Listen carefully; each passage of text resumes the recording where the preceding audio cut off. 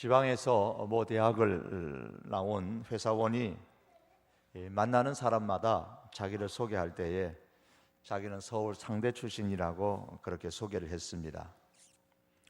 왜 그렇게 소개했느냐고 물어보니까 그 사람이 하는 말이 이렇습니다. 우리나라 대학교는 전체 다 합치면 4개밖에 없답니다. 서울대는 서울에 있는 대학이고, 서울약대는 서울에서 약간 먼 대학이고, 서울법대는 서울에서 제법 먼 대학이고, 서울상대는 서울에서 상당히 먼 대학이랍니다. 그래서 나는 서울 상대 출신이라고, 서울에서 상당히 먼 대학 출신이다, 그렇게 자기를 소개했습니다. 이렇게 자기를 소개하는 이 사람은 아마도 학력에 대한 어떤 컴플렉스가 전혀 없는 사람일 것입니다. 학력보다 실력이 중요한 세상이 점점 되어가고 있습니다. 그게 사실인가, 사실인지 아닌지를 제가 한번 여러분에게 물어보겠습니다. 식당이 3개가 나란히 있습니다. A식당은 설렁탕을 잘하고, B식당은 해물탕을 잘합니다. 그리고 C식당은 설렁탕도 해물탕도 웬만큼 합니다. 여러분은 설렁탕 먹고 싶으면 어느 식당으로 가시겠습니까? 잊어버렸습니까? A식당이 설렁탕 잘하는 집입니다. 저 같으면 A식당 가겠죠? 해물탕 먹고 싶으면요, 당연히 B식당 갑니다. 왜? B식당은 해물탕을 잘하기 때문에. C식당은 설렁탕도 해물탕도 웬만큼 하지만 그거 가지고는 망하게 됩니다. C식당이 살아남으려면 거기에 적어도 자기가 제일 잘하는 것이, 다른 식당보다 잘하는 것이 분명히 있어야 합니다. 중요한 것은 내가 몸담고 있는 분야에서 과연 내가 어느 정도의 실력을 갖고 있느냐라는 겁니다. 얼마 전에 알고 있는 어느 분, 삼성 SDS에 다니는 어느 분하고 예스를 하면서 좀 이제 직책이 있어요. 직책 있는 분하고 얘기를 하면서 요즘 어떤 사람 뽑느냐고, 요즘도 스카이를 뽑느냐고 물어보니까 그렇지 않대요. 그렇지 않고 여러 분야의 사람들이 많이 들어온다고 합니다.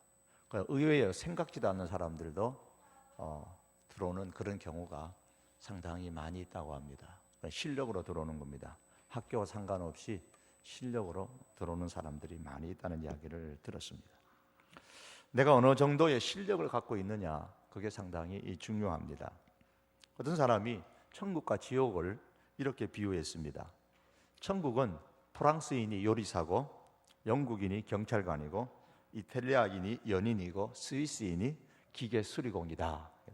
반면에 지옥은 영국인이 요리사고, 독일인이 경찰관이고, 스위스인이 연인인 곳이다 그랬습니다. 무슨 얘기겠습니까? 민족에 따라서 요리 잘하고 또 공직과 또 기계 수리 등 잘하는 특별한 것이 민족의 특성마다 있다는 말입니다.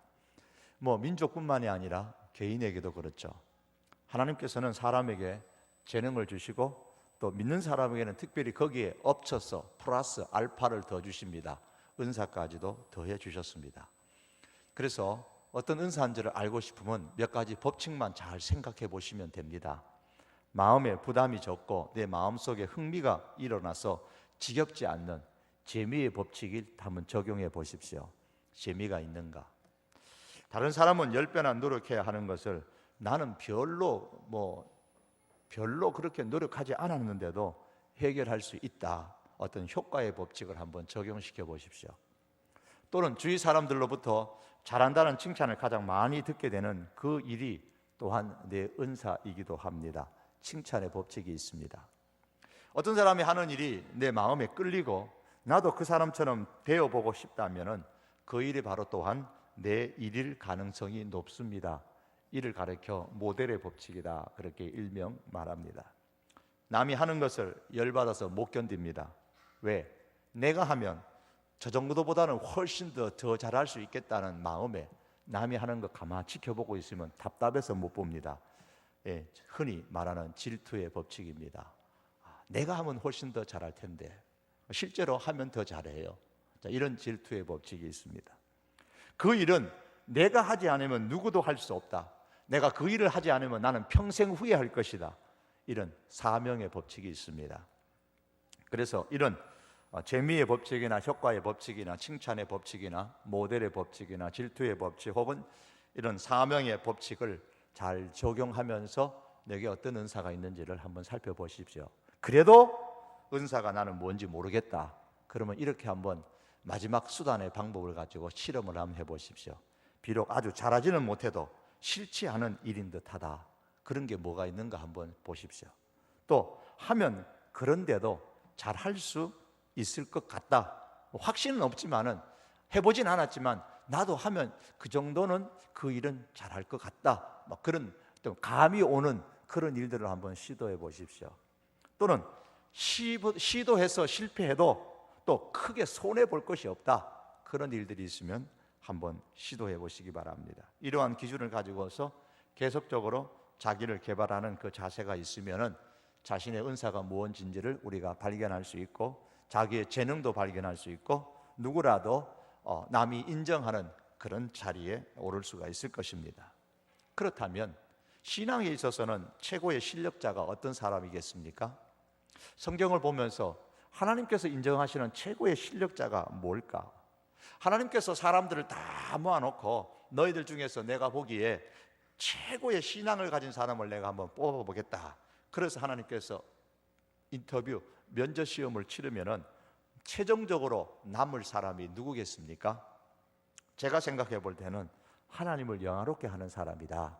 그렇게 생각합니다. 웨스트민스터 신앙고백에서 처음에도 나오고 또 금요일을 살펴보았던 바울의 기도를 통해서도 보고 성경의 여러 곳을 통해서 보아도 하나님을 영화롭게 하는 사람이 제일 마지막 면접 시험에서 붙을 것 같습니다. 하나님을 영화롭게 하는 사람이 신앙에 있어서 최고의 실력자입니다. 오늘 본문 15절 끝에 보시면 내가 나를 영화롭게 하리로다 그랬습니다. 사람이 하나님을 영화롭게 하리로다라는 말씀입니다. 이 말씀을 사람이 하나님을 영화롭게 만든다라는 그런 의미로 이해하면 곤란합니다. 그렇지 않습니다. 사람은 어떤 경우에라도 하나님을 영화롭게 만들 수가 없습니다. 하나님은 그 자체가 스스로 영화로우신 분이십니다. 사람인 우리가 내가 뭐 좀 했다고 해서 하나님을 영화롭게 만들기도 하고 내가 좀 못했다고 해서 하나님이 영화롭지 않게 만들 수도 있고 그런 게 아닙니다. 내 행동에 따라서 하나님이 영화롭게도 되고 영화롭게 안 되게도 되고 그런 게 아닙니다. 그럼 사람이 하나님을 영화롭게 하리로다 라는 말씀의 의미는 무엇이겠습니까? 사람이 하나님의 영광을 반사하리로다 라는 말입니다. 반사한다.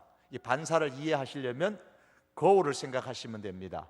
거울이 어떤 사물을 반사하여서 드러내는 것처럼 행동을 통해서 사람이 하나님의 영광을 반사하는 겁니다. 하나님은 성도에게 하나님의 영광의 광채를 비추시는데 그래서 하나님의 그 영광이 성도들을 통해서 세상 사람들에게 드러납니다. 그래서 어떤 사람은 하나님의 영광을 많이 반사하는 사람이 있어서 사람들이 볼 때는 마치 그 사람 A라는 사람을 통해서는 하나님의 영광이 안 나타나는 것처럼 보입니다. 그러나 B라는 사람은 많이 반사하기 때문에 그 B라는 사람의 삶과 행동을 통해서 말을 통해서는 하나님의 영광이 많이 반사되는 겁니다. 그러니까 하나님의 영광은 항상 그 자체 그대로 있습니다.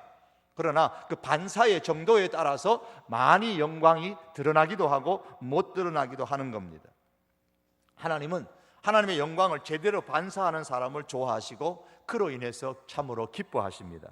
그런 사람을 생각하면 하나님의 마음은 마치 삼복 더위, 요즘 같은 더위에 얼음 냉수처럼 팥빙수처럼 한번 시원하실 것입니다.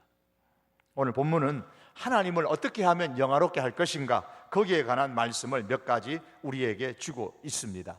최고의 신앙의 실력자가 되려면 어떻게 해야 될 것인가 거기에 관한 말씀이 몇 가지가 나옵니다. 그 첫 번째가 감사함으로 예배를 드리는 사람이라 그랬습니다. 신앙의 핵심은 예배고 예배의 중심은 감사입니다. 오늘이 맥주 감사 주일인 것은 아시는가 모르겠습니다. 사실은 이런 절기 때는 1, 2부 말씀이나 3부 예배 말씀도 똑같은 것을 해야 되는데 1부 예배 때 맥주 감사절 말씀을 해서 똑같이 안 하려고 하다 보니까 오늘 맥주 감사 주일의 말씀을 제가 못 전하는데 오늘 맥주 감사주일을 여러분 젊은 사람일수록 점점 희미해져 갑니다. 감사주일에 대한 감각이 점점 떨어져요. 신앙이 떨어집니다. 예배의 중심은 맥주 감사주일이어서가 아니라 중심은 항상 감사합니다. 신앙생활을 잘 하는가를 볼 때에 가장 중요한 것은 참된 예배자인가를 보는 겁니다. 여러분 스마트폰 만지는 분 계시는지 모르겠습니다. 또 낙서를 하거나 혹은 꼭 이 설교 시간만 되면은 독서를 잘 하시는 분이 계십니다.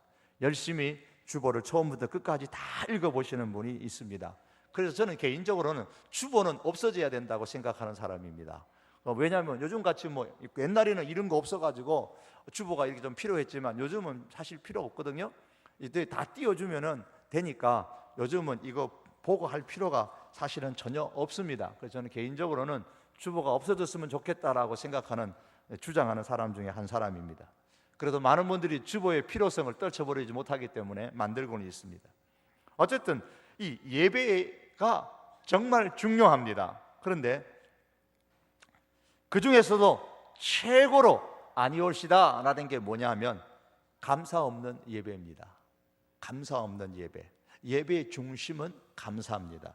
감사가 없는 사람은 참된 예배자가 결탄코 죽다 깨어나도 될 수가 없습니다. 왜냐하면 예배라는 것은 하나님을 하나님으로 인정하고 존중하는 것이기 때문입니다. 오늘 시편 50전을 분석해 보면 1절에서 3절의 말씀은 하나님께서 온 세상을 부르신다라는 말씀이 나옵니다. 50편 1절 끝에 보면 해 돋는 데서부터 지는 데까지 세상을 부르셨도다 그랬어요. 온 세상, 해 돋는 데서부터 해 지는 데까지 하나님이 세상을 부르셨습니다. 그리고 4절에서 6절의 말씀 보면 하나님께서는 또 누구를 부르시느냐? 그 중에서 성도들을 부르신다고 말씀합니다. 우리 성도들을 부르십니다. 어디로 부르시냐면 예배의 자리로 부르십니다. 예배의 자리로 와서 예배의 자리에 앉으라 그렇게 말씀하십니다. 50편 5절의 말씀입니다. 한번 다 같이 한번 읽어보실까요? 5절입니다. 시작. 이르시되 나의 성도들을 내 앞에 모으라. 그들은 제사로 나와 언약한 이들이니라 하시도다. 자, 성도들을 하나님 앞에 모으라 그랬습니다. 모아서 뭐 하는 겁니까? 제사를 드리는 겁니다. 제사로 나와 언약한 이들이다. 요즘으로 말하면 예배입니다. 왜 예배를 드려야 합니까? 예배로, 제사로 하나님과 언약한 사람들이, 그게 우리 성도입니다. 성도란 어떤 존재냐? 나는 너희의 하나님이 되고 우리는 하나님께 예배 드리겠습니다. 그렇게 약속한 사람들이라는 거예요.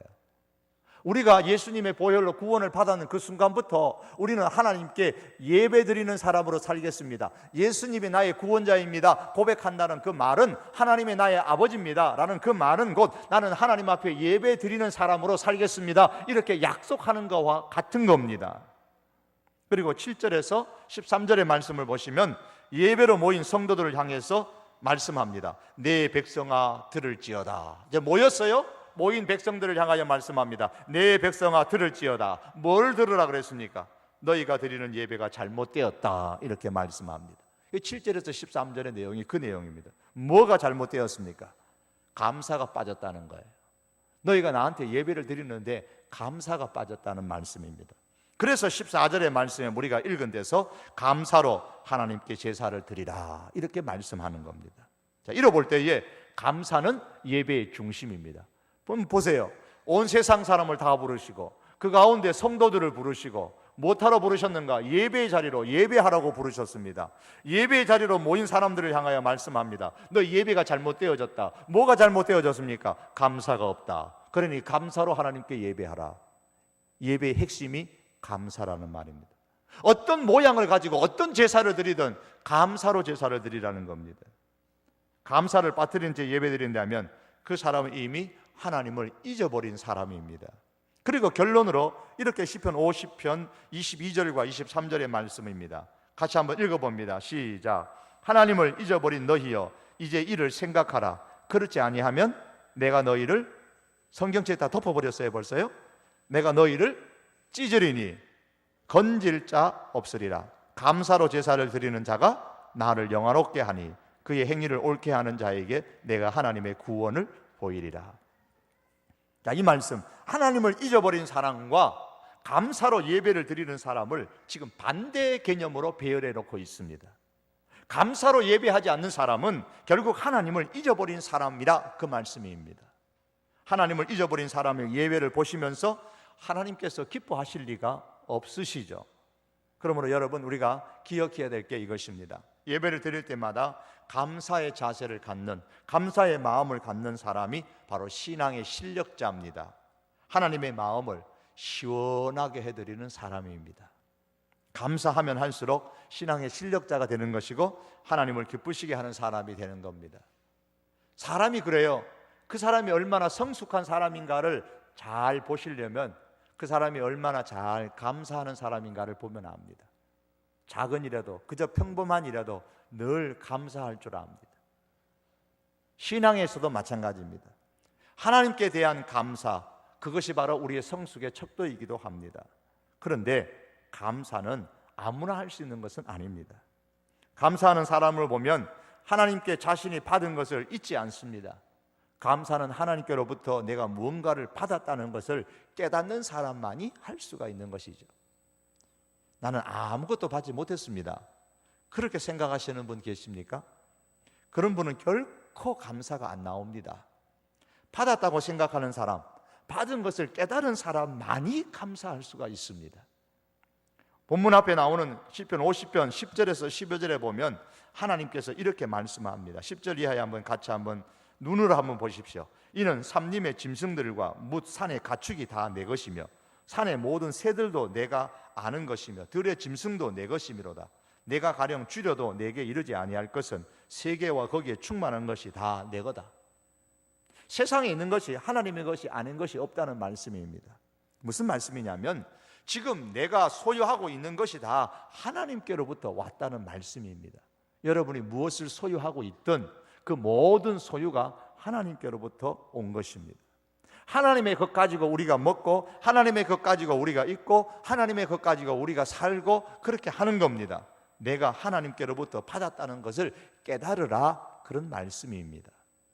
하나님께로부터 받았다는 그 사실을 깨달았을 때에 비로소 감사의 예물을 드릴 수 있고 감사의 마음을 드릴 수 있고 감사의 인생을 살아갈 수가 있습니다. 감사의 예배로 하나님께 나갈 수가 있는 겁니다. 정상에서 만납시다라는 책을 썼던 지그 지글러라는 사람이 있죠. 그분이 자신이 살아온 75년의 인생을 뒤돌아보면서 자서전을 썼습니다. 그 이름이 뭐냐면 지글러 정상을 향한 열정이라는 그런 자서전을 썼는데 거기에 보면 이제 이런 내용이 나옵니다. 결혼하고 27년간은 경제적으로 참 힘들었다. 자동차에 휘발유를 넣을 때에 50센트어치밖에 못 넣을 때도 많았다.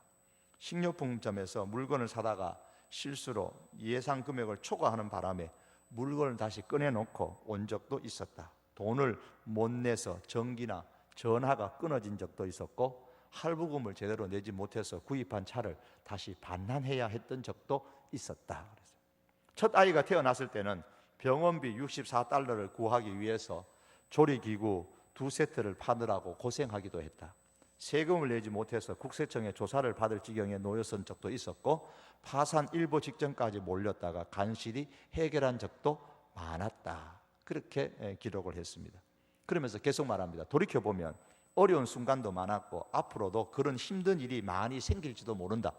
하지만 하나님의 도움으로 결국 늘 좋은 결과가 나타났으므로 지난 내 인생을 바꾸고 싶지는 않다. 나는 있는 그대로의 내 모습을 사랑한다. 그런 글을 썼습니다.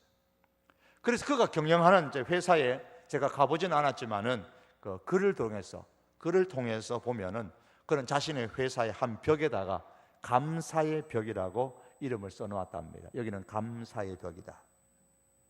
그러면서 거기에 이름을 26명의 이름이 적힌 사진을 붙여 놓았다고 합니다. 그는 말합니다. 모든 것은 감사뿐이었다. 감사 외에 다른 할 말이 없다. 그러한 일생이었다. 그렇게 고백을 했습니다. 그는 먼저 하나님의 은혜에 감사했습니다. 자신은 혼자서 살아가는 줄 알았는데 하나님께서 자신을 항상 지켜주셨다는 사실을 감사하고 또는 가족들에게 감사했습니다. 그리고 주변의 사람들에게 참으로 내게 고마운 사람들이다 감사하고 감사 외에 다른 말이 없다, 그렇게 자신의 인생을 결론을 지었습니다. 그는 하나님으로부터 인생의 모든 것을 받았다는 사실을 깨달았기 때문에 사람을 봐도 감사하고 가족을 생각해도 감사하고 하나님을 생각하면 더 감사하고 감사의 인생을 살았던 겁니다. 사람이 아무리 많은 것을 받았을지라도 깨닫는 것만큼 감사할 수가 있습니다. 깨닫지 못하는 사람은 결코 감사가 안 나옵니다. 그러므로 우리가 내게 받은 것이 무엇인가를 헤아려 보고 깨달아야 합니다.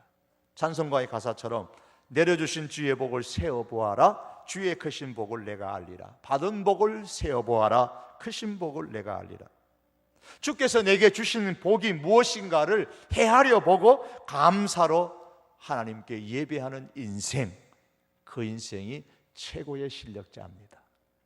오늘 본문에 의하면 두 번째로는 하나님께 약속한 것을 지키는 사람이 하나님의 마음을 기쁘시게 하는 최고의 실력자입니다. 감사로 하나님께 제사를 드리며 14절의 후반절에는 지존하신 이에게 내 소원을 갚으며 그랬습니다. 하나님은 약속의 하나님이십니다. 그러므로 하나님은 사람에게 약속한 것을 반드시 지킵니다. 사람이 하나님께 약속한 것을 꼭 지키시기를 원합니다. 사람이 여호와께 서원하였거나 마음을 제어하기로 서약하였거든 파약하지 말고 그 입에서 나온 대로 다 행할 것이니라. 민수기 30장 2절의 말씀입니다. 여러분 혹시 하나님께 약속한 거 없으세요? 수련회 가서 약속한 거 없었습니까? 금번 수련회 때 여러분 하나님께 약속한 거 없었습니까? 여러분 고등학교 시절에나 중학교 시절에나 초등학교 시절에나 하나님 앞에 적어도 여러분 스스로가 결단하고 의지를 갖는 그 순간부터 하나님께 약속한 것이 없었습니까? 그 약속한 것을 얼마나 실행해 오셨습니까? 제가 지난번에 말씀드린 것처럼 저는 고등학교 2학년 마치고 3학년 올라갈 때에 약속을 했습니다. 하나님, 내가 목사가 되겠습니다. 중학교 때는 그랬습니다. 하나님, 나는 절대 목사 안 합니다. 나는 새벽 예배 못 가기 때문에 절대 목사 안 합니다. 그런데 고등학교 2학년 마치고 나서 내가 목사가 되겠다고 약속을 했습니다. 대학교 가서는 목사가 되기 싫었습니다. 그런데 하나님께 약속을 했기 때문에 하나님께 서원한 것을 후회하고 차차 지키면 되겠지 하고 딴 거 하려고 딴 길로 가려고 했는데, 그러다가 결국에는 이 하나님의 말씀, 내 약속한 것을 꼭 지켜야 된다는 그 말씀 가지고 다시 그래, 이거 지켜야지. 그래서 목사 되는 길로 다시 돌아왔습니다. 하나님께 서원한 것을 후회하고 차차 지키겠다고 차일피일 뒤로 미루는 것 자체가 하나님께 죄가 되는 겁니다. 성경은 말씀합니다. 내 하나님 여호와께 서원하거든 갚기를 더디하지 말라. 갚는 것을 더디게 하지 말라는 겁니다. 내 하나님 여호와께서 반드시 그것을 내게 요구하시리니 더디면 내게 죄라. 신명기 23장 21절의 말씀이에요. 하나님께 약속한 게 무엇이 있는지 한번 곰곰이 생각해 보시죠. 어쩌면 여러분이 까맣게 잊어버리고 살아가는 분도 계실 겁니다. 더디 지키지 말고 가능한 빨리 그것을 지켜야 됩니다. 이렇게 하나님 앞에 약속한 것을 지키는 사람이 하나님의 마음을 기쁘시게 하고 하나님 앞에 최고의 실력자가 되는 겁니다. 세 번째는, 마지막에는 실전에 강한 사람이 하나님의 기쁨이 되는 사람이요, 최고의 실력자입니다. 연습할 때는 잘하는데 막상 실제로 경기에 임하게 되면 맥을 못 추는 사람이 가끔 있습니다. 축구는 잘하는데 골을 못 집어넣는 것이 우리 한국 축구의 문제점이라고, 오랜 고질병이라고 두고 지금 얘기하고 있지 않습니까? 그렇죠. 아무리 그라운드를 잘 누비면 뭐합니까? 아무리 패스를 잘하면 뭐해요? 마지막에 가서는 골을 못 집어넣고 헛발질을 하는데. 영적인 세계도 그런 분들이 계세요. 제자 훈련도 하고 성경 공부도 하고 성경도 암송도 하고 책상에 앉아서 큐티도 하고, 그런데 실제로 살아가는 삶의 현장에 보면은 믿음이 전혀 반영이 되지 않는 겁니다. 믿음이라는 것은 책상에 앉아서 하는 거고 그룹으로 모였을 때 말로 하는 거고, 그러나 실제로 살아가는 삶의 현장 속에서는 캠퍼스 안에서 교실 안에서, 직장 속의 가정 안에서 믿음의 반영이 안 되는 겁니다. 실전에 강한 사람이 되어야 되는데 실전엔 강하지 못해요. 하나님의 기쁨이 되지를 못합니다. 마가복음 4장에 보시면 예수님께서 비유로 제자들에게 천국에 관한 말씀을 하시면서 그 다음 날이 저물었을 때에 갈릴리 바다를 제자들과 함께 건너가셨어요. 그런데 가는 도중에 풍랑이 막 몰아쳤습니다. 제자들이 풍랑으로 인해서 죽겠다고 아우성했죠. 처음에는 그 물이 막 배로 들어오니까 물을 막 끄집어내느라고 애를 많이 썼지만은 그래도 안 되니까 결국에는 죽겠다고 아우성치고 예수님께 부탁을 합니다. 좀 살려주십시오. 예수님께서 천국에 대해서 말씀을 가르쳐 주셨지만 제자들이 실제 삶에서는 믿음이 전혀 나타나지를 않았습니다. 풍랑은 믿음을 실험해 볼 수 있는 아주 좋은 기회였습니다. 지금 예수님께서 호수 저편으로 건너가자고 말씀하시고 예수님도 말씀하시고 난 다음에 그 배에 같이 타고 제자들과 함께 지금 갈릴리 바다를 지나가는 겁니다. 그런데 예상치 않은 풍랑을 만났습니다. 그때는 바로 믿음을 시험해 볼 수 있는 기회입니다. 풍랑 가운데서 믿음을 사용할 때에 믿음의 가치가 드러납니다. 풍랑 가운데서도 믿음을 사용하면 믿음의 가치가 발휘되어져서 평안할 수가 있습니다. 풍랑 가운데서 믿음을 사용하는 사람은 두려워 죽겠다고 아우성치는 것이 아니라 찬양의 가사처럼 이 풍랑 인하여 더 빨리 갑니다. 아마 그렇게 찬양할 것입니다. 풍랑 속에서도 믿음을 사용하니까 겁이 없는 겁니다. 실제 삶에서 풍랑을 만나도 믿음을 사용하는 사람이 신앙의 실력자입니다. 이런 사람의 특징은 풍랑에 대해서 겁을 내지 않고 그런 풍랑이 오면 올수록 더 하나님을 의지하고 하나님을 찾고 믿음을 발휘합니다. 오늘 본문 15절에 보시면 이 풍랑을 무슨 단어로 표현했습니까? 15절에 환난 날에 나를 부르라. 환난이라 그렇게 표현을 했습니다. 환난 날에 나를 부르라. 환난 날에 믿음을 사용하라는 말씀입니다. 어려울 때에 하나님을 찾고 의지하고 하나님께 부르짖는 사람은 하나님의 능력을 인정하는 사람입니다. 하나님은 자신의 능력을 인정하는 사람을 볼 때에 기뻐하십니다. 물론 하나님은 우리가 인정하지 않아도 얼마든지 능력을 인정을 받으십니다. 예수님의 말씀처럼 저와 여러분이 하나님의 능력을 인정하지 않으면 땅 위의 돌들이 하나님의 능력을 인정할 것입니다. 사실 하나님은 사람으로부터 인정을 받으실 필요가 없으신 분이시죠. 갓난아기의 아버지가 갓 태어난 갓난아기로부터 아버지로서의 능력을 인정받아야 할 필요는 전혀 없습니다. 갓난아기가 인정을 하든지 말든지 아무 상관없이 아버지는 갓난아기가 볼 때는 감히 비교할 수 없는 능력을 가지고 있는 겁니다. 그럼에도 불구하고 우리가 환난을 당할 때에 하나님을 찾고 부르짖으면 하나님은 참으로 기뻐하십니다. 예레미야 애가서는 처음부터 유다의 비참한 멸망의 현장을 우리들에게 소개하고 있는 말씀입니다. 헐리고 무너지고 빼앗기고 비웃음을 당하고 마음이 병들고 근심과 애통이 끊어지지 않는 그 장면들이 하나님의 백성들이 이러한 고통을 당하는 것들이 예레미야 애가에 나옵니다. 이런 환경에서 예레미야 선지자가 이렇게 말합니다. 너는 밤낮으로 눈물을 강처럼 흘릴지어다. 초저녁에 일어나 부르짖을지어다. 내 마음을 주의 얼굴 앞에 물 쏟듯 할지어다. 어린 자녀들의 생명을 위하여 주를 향하여 손을 들지어다. 예레미야에서 2장의 18절 19절의 내용입니다. 여러분, 환난 가운데 혹시 있으십니까? 풍랑이 몰아칩니까? 밤낮으로 눈물을 강처럼 흘리면서 하나님을 찾아보십시오. 초저녁부터 일어나서 저 새벽부터 일어나서 하나님께 부르짖어 보십시오. 무엇 때문에 풍랑이 일어납니까? 취업 때문입니까? 암담한 미래입니까? 결혼입니까? 승진입니까? 인간관계입니까? 아니면 사랑 때문에 그렇습니까? 무엇 때문에 풍랑이 일어납니까? 주님을 향하여 손을 들어서 부르짖으시기를 바랍니다. 내게 어떤 풍랑이 불 때는 그 순간은 내 믿음을 사용할 기회입니다. 환난의 때에 혀를 깨물고 지주둥근 듯이 가만히 있는 사람이 실력자가 아닙니다. 신앙의 실력자가 결코 될 수 없습니다. 하나님을 향하여 부르짖는 그 사람이 실전에 강한 신앙의 실력자요, 하나님의 마음을 시원하게 해드리는 사람입니다. 하나님은 풍랑 가운데서 부르짖는 우리의 기도를 통해서 역사하십니다. 환난 날에 나를 부르라. 내가 너를 건지리니 내가 나를 영화롭게 하리로다. 우리가 하나님 앞에 믿음을 사용해서 부르짖으면 하나님께서 우리를 건져주심으로 통하여 하나님의 능력이 드러나게 됩니다. 내게 드러날 뿐만 아니라 내 주변에 드러나게 됩니다. 그렇게 응답하시는 하나님을 내가 높임으로 통하여서 하나님의 그 능력은 사방에 드러나게 됩니다. 이렇게 되는 것이 바로 하나님을 영화롭게 하는 것입니다. 실전에 강한 사람이 바로 하나님의 마음을 시원케 합니다. 삶의 구체적인 환난의 현장에서 믿음을 발휘할 수 있는 그런 강한 신앙의 실력자들이 될 수 있기를 바랍니다. 환난 날에 하나님을 부르는 사람은 제가 곰곰이 생각해 볼 때에 마치 청룡열차를 타고 있는 사람과 같습니다.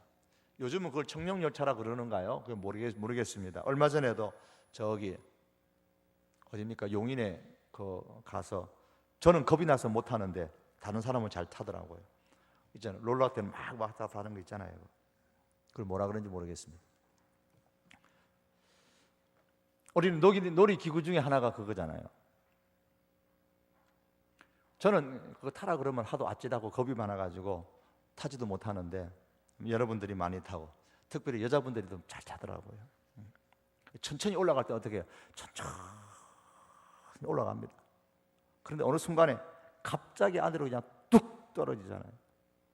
사람들이 그러면 거기에 좋아가지고 와 고함치고 눈을 감기도 하고 손을 들기도 하고 야단법석을 하면서도 그래도 좋다고 탑니다. 신나고 재밌다 합니다.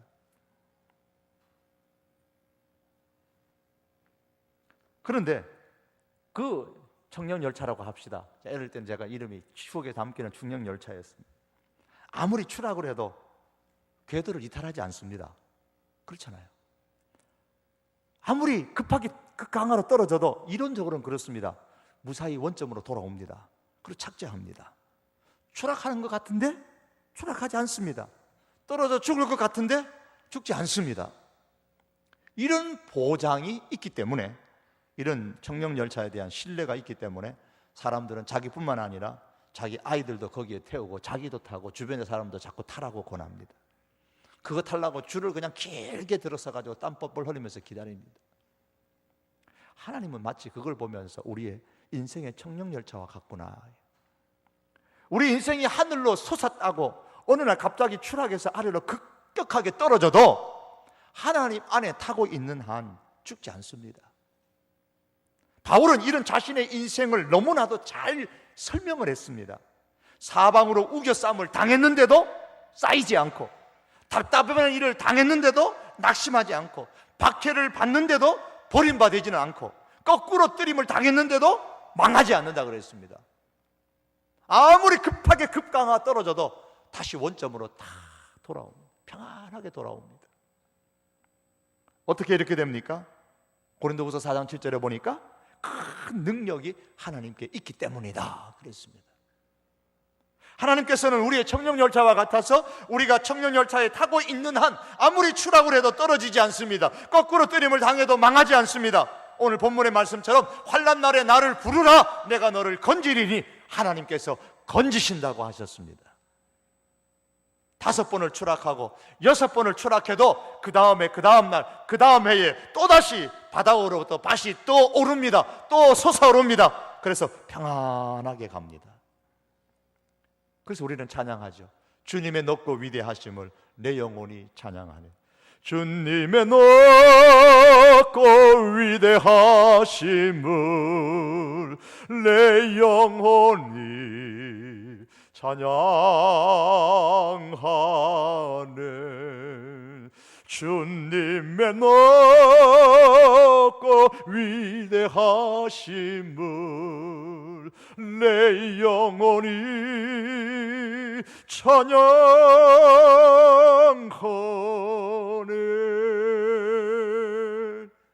아무리 환난 날에 환난을 당해도 그 가운데서 믿음을 발휘하면, 하나님을 부르짖으면 하나님께서 우리를 건지시기에 그 위대한 하나님의 능력을 우리가 찬양하지 않을 수가 없습니다. 내가 보통 열차 타고 있는 게 아니고 청령 열차에 타고 있다는 사실을 깨닫게 되고, 하나님의 그 위대하심을 그 속에서 더 크게 찬양하게 되고, 하나님께서 우리와 우리 주변의 사람들을 통해서 그를 통해 영광을 받으십니다. 이런 사람이 하나님께 나와서 예배를 드리는데 어찌 감사 없이 예배드릴 수가 있겠습니까? 있을 수 없는 일이죠. 그래서 시편 기자는 이렇게 말합니다. 여호와가 우리 하나님이신 줄 너희는 알지어다. 그는 우리를 지으시니요 우리는 그의 것이니 그의 백성이요 그의 기르시는 양이로다. 감사함으로 그의 문에 들어가며 찬송함으로 그의 궁정에 들어가서 그에게 감사하며 그의 이름을 송축할지어다. 사랑하는 청년 여러분, 우리 청장년, 우리 성도 여러분, 신앙의 핵심은 예배예요. 예배의 중심은 감사의 마음과 자세입니다. 감사의 예배를 통해서 하나님을 영원하게 하는 그런 하나님의 사람들이 될 수 있기를 바랍니다. 이제 7월이 시작됐습니다. 우리 인생 23년도 이제 후반기가 시작됐습니다. 하나님께 감사함으로 출발하고 감사함으로 이 후반기를 보냄으로 통해서 감사가 풍성한 일들이 여러분의 삶 가운데 더 많이 일어나기를 원합니다. 그래서 하나님 앞에서 실력자로 살아가십시다. 하나님과 약속한 것을 뒤로 미루지 마십시오. 여러분, 어떤 약속을 하셨든 가능한 가장 신속하게 그 약속들을 지키시기를 바랍니다. 그를 통해서 하나님이 영화롭게 되십니다. 성도는 보통 열차에 타고 있는 것이 아니고 하나님의 청령 열차에 타고 있는 것과 같습니다. 혹이나 환난을 당할지라도, 때로는 그 환난으로 인해서 힘이 들지라도, 환난으로 인해서 추락할 때마다 죽겠다고 여러분 아우성 치지 말고 하나님의 그 능력을 믿고 하나님을 찾아 부르짖기를 바랍니다. 하나님께서는 그렇게 부르짖는 사람을 귀하게 여기시고 그를 통하여 응답하시고 영광을 받으십니다. 참된 그리스도인은 그 환난을 당했을 때에 원망하고 자포자기하고 낙심하는 것이 아니라 하나님을 부르짖습니다. 경제가 어려워서 취업이 때로는 힘들어도 하나님의 능력을 믿고 하나님께 부르짖으시기를 바랍니다. 때로는 실직을 당한다 할지라도 하나님의 능력을 믿고 하나님께 부르짖으시기를 바랍니다. 사업에 어려움에 처하실지라도 하나님의 능력을 믿고 하나님께 부르짖으시기를 바랍니다. 어떤 신앙의 위기에 처해 있을 때도 그 하나님의 능력을 믿고 하나님께 부르짖는, 그래서 하나님의 능력을 경험할 수 있는 기회로 삼으시기를 바랍니다. 이런 그리스도인이 바로 실전에 강한 사람입니다. 소그룹으로 모이실 때가 아니라 실전에 강한 그런 신앙의 사람이 되어서 하나님을 영화롭게 하는 주의 사람이 다 함께 될 수 있기를 주님의 이름으로 축복합니다. 기도하시겠습니다. 사랑하는 주님, 오늘 이 시간 우리 하나님의 사람들입니다. 늘 하나님 앞에 참된 예배자가 되게 하시고 감사로 하나님 앞에 예배하는 자가 되게 해주시기를 원합니다. 사랑하는 주님, 진정으로 하나님 아버지여, 우리의 삶 속에서 하나님께 약속한 것을 지켜나가는 자들이 되게 하시고 실전에 강한 실력 있는 믿음의 사람들 되게 하여 주시옵소서. 예수님의 이름으로 기도하옵나이다. 아멘. 우리 계속해서 한번 기도합니다. 기도하실 때에 하나님, 이 말